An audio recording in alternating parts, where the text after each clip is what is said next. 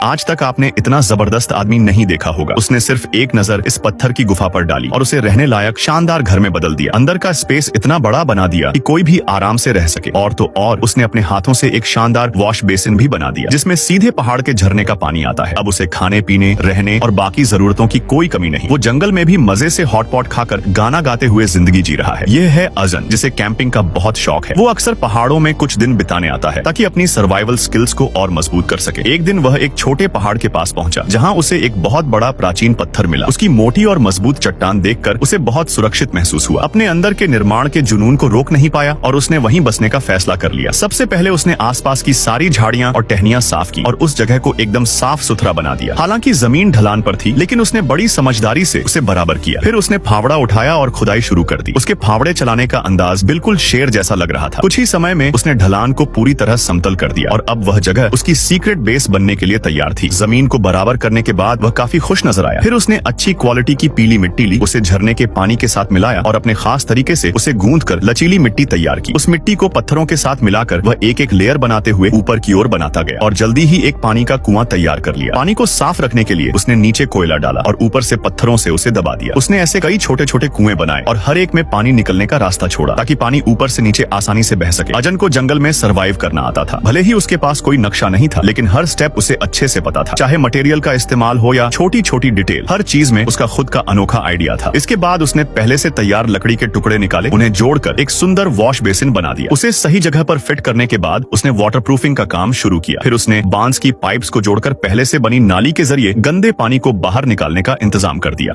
इसके बाद उसने मिट्टी से फर्श को अच्छे से समतल कर दिया। अगन के साफ सुथरे और तेज हाथों को देखकर साफ पता चलता है कि उसने जंगल में सालों तक मेहनत की है, वरना इतनी स्मूथ फिनिश कोई आसानी से नहीं कर सकता। कुछ ही देर में उसने बांस के कुछ टुकड़ों को पाइप की तरह इस्तेमाल किया और उन्हें पानी के टैंकों से जोड़ दिया। अब इन टैंकों में लगातार पानी आता रहेगा। चारों तरफ के गैप को बंद करने के बाद अगन सोचने लगा कि पानी को यहाँ तक लाया कैसे जाए, क्योंकि छोटी नदी यहाँ से काफी दूर थी। पानी लाना आसान नहीं था, लेकिन जंगल में बांस सबसे बढ़िया विकल्प होता है, लंबा, मजबूत और थोड़ा लचीला। उसने बांस के टुकड़ों को जोड़ पहाड़ से यहाँ तक पाइपलाइन बना दी। वैसे भी ऊपर पानी बहुत ज्यादा था जो बेकार जा रहा था। अब उसे सही तरीके से इस्तेमाल किया जा सकता था। सच में ये तरीका काफी जबरदस्त था। यह देखकर मैं तो सच में हैरान रह गया। अगन भी अपने काम से काफी खुश था। अब उसने कुछ मोटे लकड़ी के लट्ठे उठाए, क्योंकि उसे यहाँ अपना घर बसाना था, इसलिए मजबूत और अच्छी लकड़ी चुनना बहुत जरूरी था। वह अपने पुराने पारंपरिक जोड़ जॉइंट तकनीक का इस्तेमाल करके एक मजबूत घर बनाना चाहता था। उसने लकड़ी में सटीक कट और खांचे बनाकर उन्हें फिट करना शुरू किया। इसके बाद उसने जमीन में लगभग आधा मीटर गहरे गड्ढे खोदे। ऊपर की तरफ भी उसने छोटे छेद बनाए। काम देखने में आसान लगता है, लेकिन करना उतना आसान नहीं। आंखों में मिट्टी चली जाती है। अब सब कुछ तैयार था। अगन ने मोटे खंभों को गड्ढों में खड़ा किया और उन्हें मजबूत बनाने के लिए कोयले और लकड़ी से भर दिया ताकि सालों तक टिके रहें। उसने कई खंभों को एक साथ जोड़कर पूरा ढांचा तैयार किया, जिससे वे एक दूसरे को सहारा देते हुए मजबूत बन गए। छत बनाने के लिए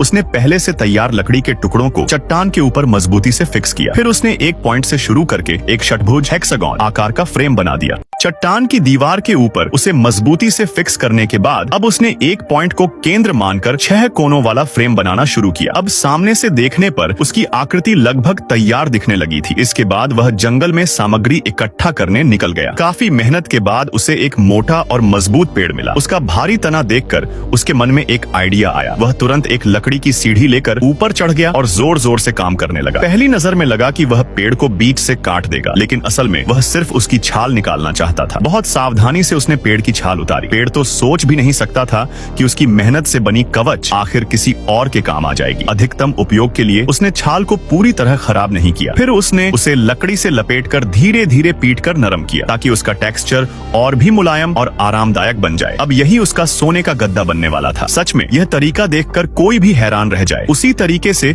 उसने एक मोटी रजाई भी तैयार कर ली। अच्छी नींद के लिए उसने अपने हिसाब से एक लकड़ी का बिस्तर बनाना शुरू किया। वह छेनी से लकड़ी को काट छांट कर बेड के पैर और जोड़ तैयार करने लगा। जंगल में घर बनाने के वीडियो देखने का उसे अच्छा अनुभव था, इसलिए हर स्टेप उसे अच्छे से पता था। मजबूत बेड फ्रेम तैयार हो चुका था। अब बस गद्दा सूखने का इंतजार था। इस बीच उसने एक लकड़ी का ठूंठ लेकर उसका अंदर का हिस्सा खाली किया और एक छोटा लकड़ी का चूल्हा बना लिया। फिर उसने छोटी लकड़ी की डंडियां जलाकर आग तेज कर दी। उसने एक बर्तन में पहाड़ी पानी उबालने के लिए रख दिया ताकि उसकी ताकत बनी रहे। पानी उबलने का इंतजार करते हुए उसने छोटे छोटे लकड़ी के कांटे बनाए और धागे से जोड़ जोड़कर सूखी छाल को बेड पर मजबूती से बांध दिया। उसकी यह सिलाई कढ़ाई भी काफी शानदार लग रही थी। अब उसका बिस्तर पूरी तरह तैयार था, नरम, आरामदायक और एकदम सही। उस पर लेटते ही उसे काफी सुकून मिला। अब जब रहने की जगह तैयार हो गई तो बारी थी खाने की। जंगल में कहा जाता है, जहाँ हो वहीं के संसाधनों का इस्तेमाल करो। यहाँ संसाधन भी भरपूर थे। वह नदी के किनारे से कुछ जलीय पौधे, केकड़े, मछलियाँ, झींगे और यहाँ तक कि ईल, सांप जैसी मछली भी ले आया। सब कुछ साफ करने के बाद उसने खाना बनाना शुरू किया। कढ़ाई चढ़ाई, तेल डाला और अपना जंगल वाला हॉट पॉट तैयार करने लगा।